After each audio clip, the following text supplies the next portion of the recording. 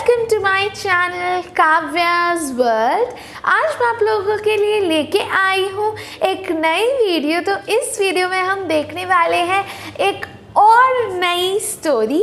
तो इस स्टोरी को भी जल्दी से देख लेते हैं। आपने टाइटल से तो देख ही ली होगी, हम अब ऐसे भी देख लेते हैं इस स्टोरी का क्या नाम है। तो हम सबको इस स्टोरी के बारे में तो पता ही है, the tortoise and the hare. तो टॉर्टोइज मतलब कि जो कछुआ होता है और हेयर मतलब कि जो खरगोश होता है। ठीक है, तो अब हम इस स्टोरी को जल्दी से स्टार्ट करते हैं। तो इसको पढ़ना शुरू करते हैं हम। A hare mocked a tortoise. तो मॉक्ड मतलब कि क्या होता है? मजाक उड़ाना। ठीक है, मजाक उड़ाना। मैंने यहाँ पे लिख भी दिया है, फॉर हिज स्लो स्पीड।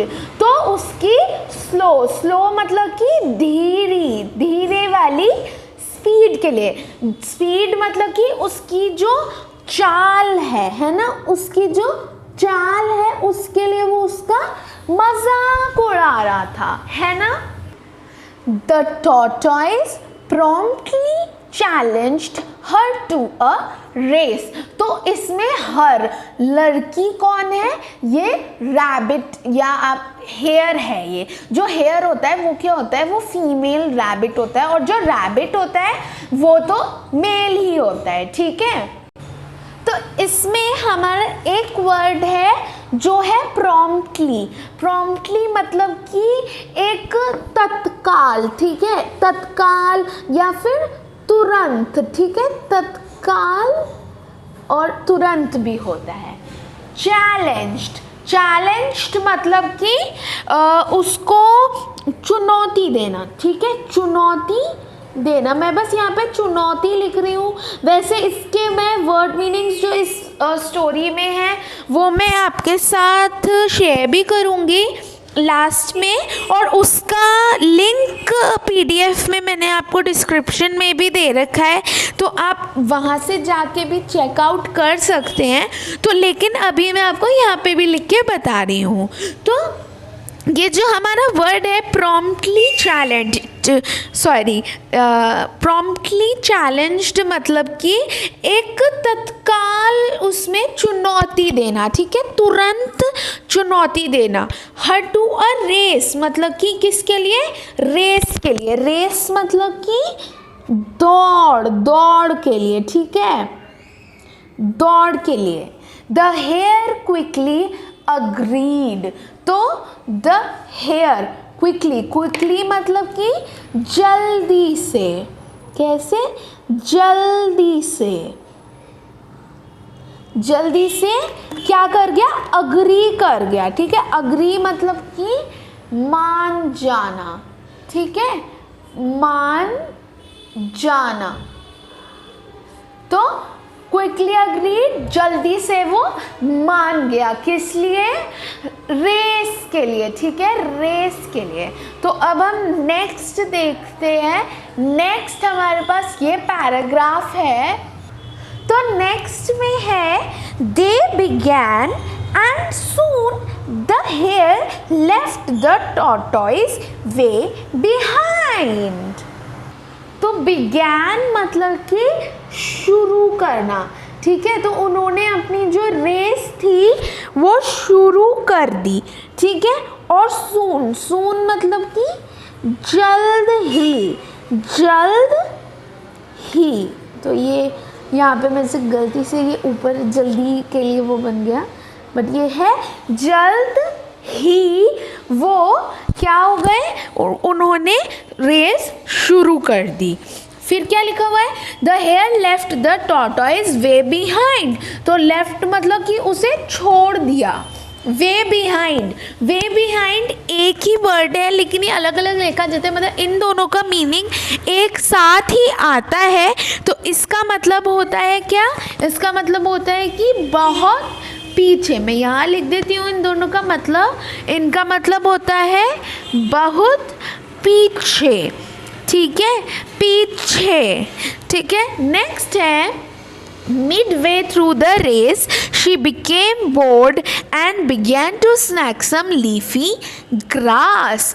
तो midway मतलब कि बीच के रास्ते में, ठीक है, बीच के रास्ते में, रेस के थ्रू द रेस मतलब कि रेस के दौरान शी बिकेम बोर्ड, बोर्ड मतलब कि वो बोर हो गई, आप कह सकते हो बोर्ड को तो इंग्लिश हिंदी में भी बोर्ड ही बोलते हैं। And began to snack, snack मतलब कि वो नाश्ता करने लगी ऑन सम लीफी ग्रास, किसका, ग्रास का वो नाश्ता करने लगी। तो हेयर और जो रैबिट होते हैं वो तो इन सब को खा ही लेते हैं, है ना, तो वो ग्रास को खाने लगी। नेक्स्ट हमारा है, मैं थोड़ा सा नीचे कर देती हूँ, नेक्स्ट है The noonday sun was glaring in the sky and the air grew quite warm. तो नून मतलब कि दोपहर, ठीक है, और सन तो हमें पता ही है, सन मतलब सूरज, है ना, सन मतलब कि सूरज। नेक्स्ट है वॉज ग्लेयरिंग, ग्लेयरिंग मतलब कि वो साफ था, ठीक है, बिल्कुल ऐसे क्लियर दिख रहा था, बिल्कुल स्पष्ट दिख रहा था, ठीक है। नेक्स्ट है इन द स्काई, कहाँ पे दिख रहा था वो, बिल्कुल साफ स्पष्ट आसमान में, ठीक है, आसमान में। एंड फिर क्या लिखा है, and the hare grew quite warm, तो एंड मतलब और जो हेयर था, द हेयर मतलब जो हेयर था, ग्रू क्वाइट वार्म मतलब कि वो थोड़ा गर्म हो गया, मतलब जब हम सोते हैं तो वो थोड़ा वो फीलिंग आने लगी उसे, राइट। नेक्स्ट सेंटेंस है seeing she was far ahead, seeing she was far ahead, she found a shady spot and went to sleep, knowing she could always catch the tortoise. तो ये सेंटेंस मैं आपको समझा देती हूँ, ये थोड़ा सा लंबा है, राइट, तो मैं थोड़ा थोड़ा करके आपको समझा देती हूँ। Seeing she was far ahead, तो seeing मतलब देखते हुए कि वो काफ़ी आगे थी, फार अहेड मतलब कि काफ़ी आगे होना। She found a shady spot, found मतलब कि उसने ढूंढ लिया, शेडी स्पॉट मतलब कि एक छायादार स्थान उसने ढूंढ लिया, जैसे पेड़ के नीचे या कहीं पे भी ले, एक छायादार उसने स्थान ढूंढ लिया। नेक्स्ट है उसके बाद एंड वेंट टू स्लीप, तो वो वेंट टू स्लीप मतलब कि वो सोने चली गई, वेंट इसमें मतलब है चली गई, ठीक है। नेक्स्ट है knowing she could always catch the tortoise, knowing मतलब जानते हुए, शी कुड ऑलवेज कि वो हमेशा कैच पकड़ सकती है टॉर्टॉइज को, ठीक है। नेक्स्ट है meanwhile he plucked along in his slow way, passing and then overtaking the sleeping hare. तो इसमें जो ये हमारे पास यहाँ पे ही लिखा हुआ है, इस ही का मतलब है जो हमारा टॉर्टॉइज है ना, तो इस ही में टॉर्टॉइज है। तो meanwhile कि मीनवाइल का मतलब जो होगा, मीनवाइल मतलब क्या होगा कि इस दौरान जब जो रैबिट था, हेयर था, वो सो रहा था, ही प्लग्ड अलोंग मतलब कि वो जुड़ा हुआ था अपने स्लो वे में, धीरे रास्ते में, ठीक है। तो मैं यहाँ पे इसलिए नहीं लिख रही हूँ क्योंकि यहाँ पे थोड़ी कम जगह भी है, वरना मैंने इन सब के मीनिंग्स आपको दूसरी नोटबुक में आपके साथ शेयर कर रहे हैं, जो मैं आपको एंड में शेयर करूँगी, और उसका PDF लिंक मैंने आपको डिस्क्रिप्शन में भी दे रखा है। तो नेक्स्ट है पासिंग एंड देन ओवरटेकिंग। तो वो पहले उसके सामने से गया और फिर ओवरटेकिंग मतलब कि उसके आगे से निकलना, ठीक है। जैसे कोई भी गाड़ी होती है, आपने देखा होगा, अक्सर लोग बोलते हैं कि वो मेरे को ओवरटेक करके चला गया, मतलब कि वो मेरे को आगे निकाल के चला गया, मतलब पीछे मुझे छोड़ के चला गया, ठीक है। ओवरटेकिंग द स्लीपिंग हेयर, ठीक है। The overtaking the sleeping hare मतलब सोता हुआ जो खरगोश था, ठीक है। तो अब हम नेक्स्ट देखते हैं। और हाँ, इस स्टोरी में मॉरल भी है, तो मॉरल के लिए भी रेडी रहिएगा, ठीक है। नेक्स्ट है the hare having overslept awoke from her nap and realized the tortoise had passed her bye.